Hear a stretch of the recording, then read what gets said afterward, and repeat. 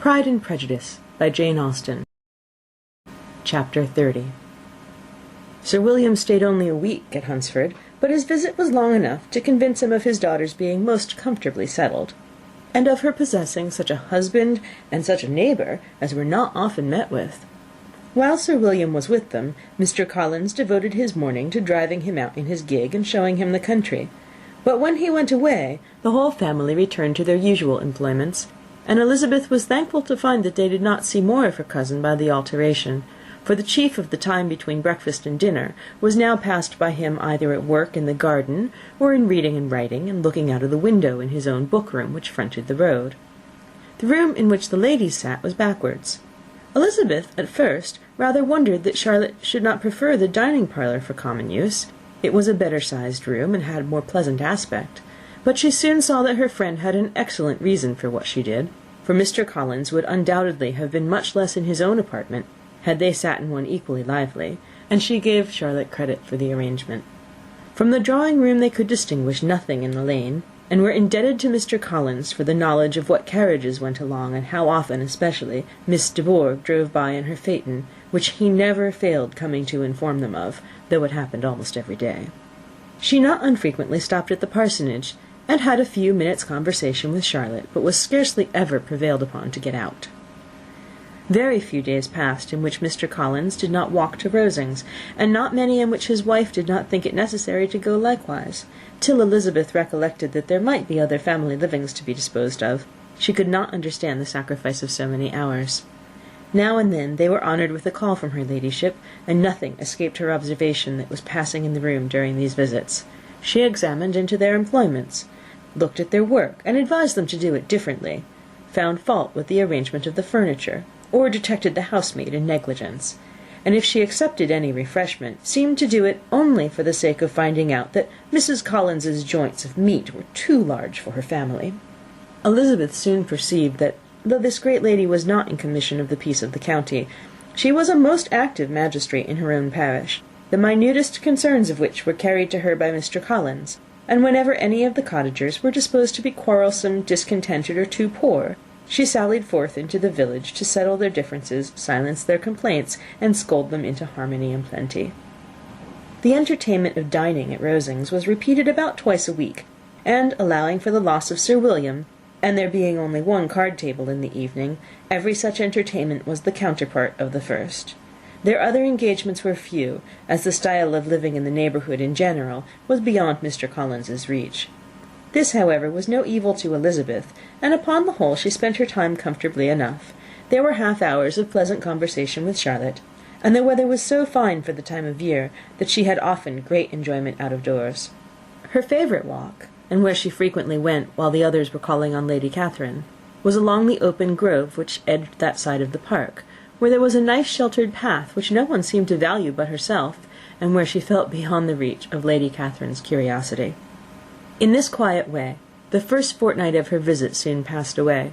Easter was approaching, and the week preceding it was to bring an addition to the family at Rosings, which, in so small a circle, must be important. Elizabeth had heard soon after her arrival that Mr. Darcy was expected there in the course of a few weeks, and though there were not many of her acquaintances whom she did not prefer, his coming would furnish one comparatively new to look at in their Rosings parties, and she might be amused in seeing how hopeless Miss Bingley's designs on him were, by his behaviour to his cousin, for whom he was evidently destined by Lady Catherine, who talked of his coming with the greatest satisfaction, spoke of him in terms of the highest admiration, and seemed almost angry to find that he had already been frequently seen by Miss Lucas and herself. His arrival was soon known at the parsonage, for Mr. Collins was walking the whole morning within view of the lodges opening into Hunsford Lane, in order to have the earliest assurance of it, and after making his bow as the carriage turned into the park, hurried home with the great intelligence. On the following morning he hastened to Rosings to pay his respects. There were 2 nephews of Lady Catherine to require them, for Mr. Darcy had brought with him a Colonel Fitzwilliam, the younger son of his lord, and, to the great surprise of all the party, when Mr. Collins returned, the gentleman accompanied him.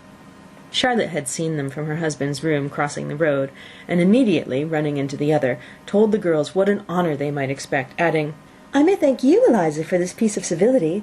Mr. Darcy would never have come so soon to wait upon me."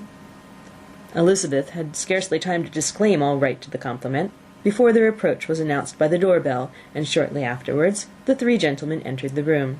Colonel Fitzwilliam, who led the way, was about 30, not handsome, but in person and address most truly the gentleman.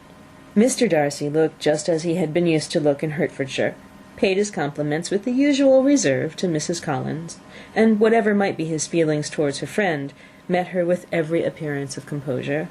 Elizabeth merely curtsied to him, without saying a word.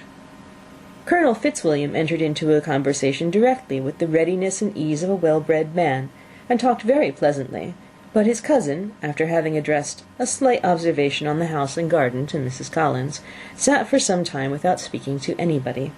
At length, however, his civility was so far awakened as to inquire of Elizabeth after the health of her family.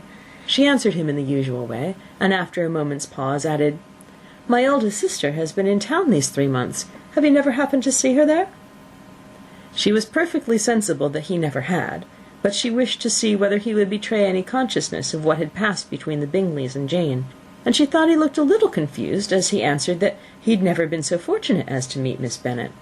The subject was pursued no farther, and the gentlemen soon afterwards went away. Chapter 30. Chapter 31. Colonel Fitzwilliam's manners were very much admired at the parsonage, and the ladies all felt that he must add considerably to the pleasures of their engagements at Rosings. It was some days, however, before they received any invitation thither, for while there were visitors in the house they could not be necessary, and it was not till Easter Day, almost a week after the gentlemen's arrival, that they were honoured by such an attention, and then they were merely asked, on leaving church, to come there in the evening. For the last week they had seen very little of Lady Catherine or her daughter. Colonel Fitzwilliam had called at the parsonage more than once during the time, but Mr. Darcy they had only seen at church. The invitation was accepted, of course, and at a proper hour they joined the party in Lady Catherine's drawing-room. Her ladyship received them civilly, but it was plain that their company was by no means so acceptable as when she could get nobody else, and she was, in fact, almost engrossed by her nephews, speaking to them, especially to Darcy, much more than to any other person in the room. Colonel Fitzwilliam seemed really glad to see them. Anything was a welcome relief to him at Rosings, and Mrs. Collins's pretty friend had moreover caught his fancy very much. He now seated himself by her, and talked so agreeably of Kent and Hertfordshire, of travelling and staying at home, of new books and music, that Elizabeth had never been half so well entertained in that room before, and they conversed with so much spirit and flow as to draw the attention of Lady Catherine herself, as well as of Mr. Darcy. His eyes had been soon and repeatedly turned toward them with a look of curiosity, and that her ladyship, after a while, shared the feeling, was more openly acknowledged, for she did not scruple to call out, "What is that you are saying, Fitzwilliam? What is it you are talking of? What are you telling Miss Bennet? Let me hear what it is." "We are speaking of music, madam," he said, when no longer able to avoid a reply. "Of music? Then pray speak aloud. It is of all subjects my delight. I must have my share in the conversation if you are speaking of music. There are few people in England, I suppose, who have more true enjoyment of music than myself, or a better natural taste. If I had ever learnt, I should have been a great proficient. And so would Anne, if her health had allowed her to apply. I am confident that she would have performed delightfully. How does Georgiana get on, Darcy?" Mr. Darcy spoke with affectionate praise of his sister's proficiency. "I am very glad to hear such a good account of her," said Lady Catherine, "and pray tell her from me that she cannot expect to excel if she does not practise a good deal." "I assure you, madam," he replied, "that she does not need such advice. She practises very constantly." "So much the better. It cannot be done too much, and when I next write to her I shall charge her not to neglect it on any account. I often tell young ladies that no excellence in music is to be acquired without constant practice. I have told Miss Bennet several times that she will never play really well unless she practises more, and though Mrs. Collins has no instrument, she is very welcome, as I have often told her, to come to Rosings every day and play on the pianoforte in Mrs. Jenkinson's room. She would be in nobody's way, you know, in that part of the house." Mr. Darcy looked a little ashamed of his aunt's ill-breeding, and made no answer. When coffee was over, Colonel Fitzwilliam reminded Elizabeth of having promised to play to him, and she sat down directly to the instrument.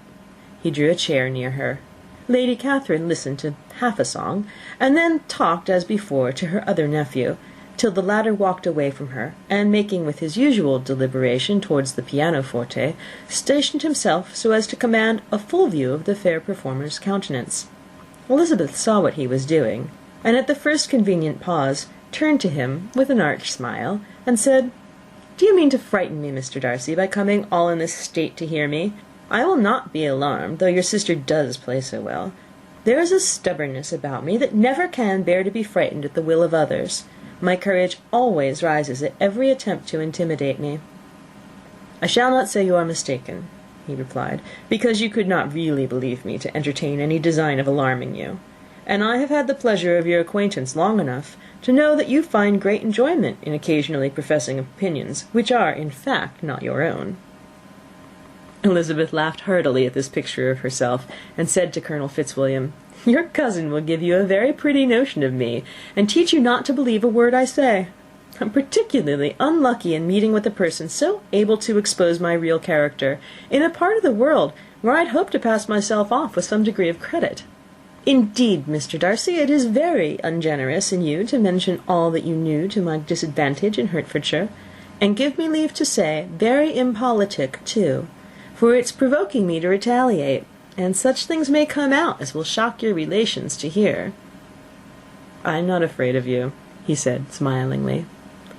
"Pray let me hear what you have to accuse him of," cried Colonel Fitzwilliam. "I should like to know how he behaves among strangers." "Oh, you shall hear then. But prepare yourself for something very dreadful. The first time of my ever seeing him in Hertfordshire, you must know, was at a ball, and at this ball, what do you think he did? He danced only 4 dances, though gentlemen were scarce, and to my certain knowledge more than one young lady was sitting down in want of a partner. Mr. Darcy, you cannot deny the fact. I had not at that time the honour of knowing any lady in the assembly beyond my own party." "True, and nobody can ever be introduced in a ballroom. Well, Colonel Fitzwilliam, what do I play next? My fingers wait your orders." "Perhaps," said Darcy, "I should have judged better had I sought an introduction, but I'm ill qualified to recommend myself to strangers." "Shall we ask your cousin the reason of this?" said Elizabeth, still addressing Colonel Fitzwilliam. "Shall we ask him why a man of sense and education, who's lived in the world, is ill qualified to recommend himself to strangers?" "Oh, I can answer your question," said Fitzwilliam, "without applying to him. It's because he will not give himself the trouble." "I certainly have not the talent which some people possess," said Darcy, "of conversing easily with those I have never seen before. I cannot catch their tone of conversation, or appear interested in their concerns, as I often see done." "My fingers," said Elizabeth, "do not move over this instrument in the masterly manner which I see so many women's do. They have not the same force or rapidity, and do not produce the same expression. But then I have always supposed it to be my own fault, because I will not take the trouble of practising. It is not that I do not believe my fingers as capable as any other woman's of superior execution."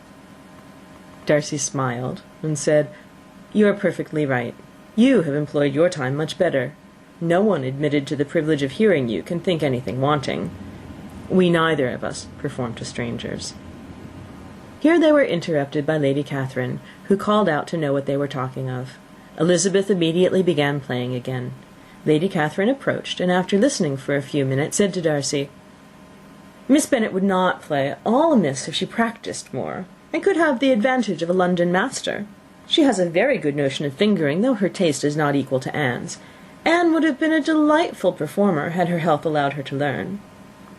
Elizabeth looked at Darcy to see how cordially he assented to his cousin's praise, but neither at that moment nor at any other could she discern any symptom of love, and from the whole of his behaviour to Miss de Bourgh she derived this comfort from Miss Bingley, that he might have been just as likely to marry her had she been his relation.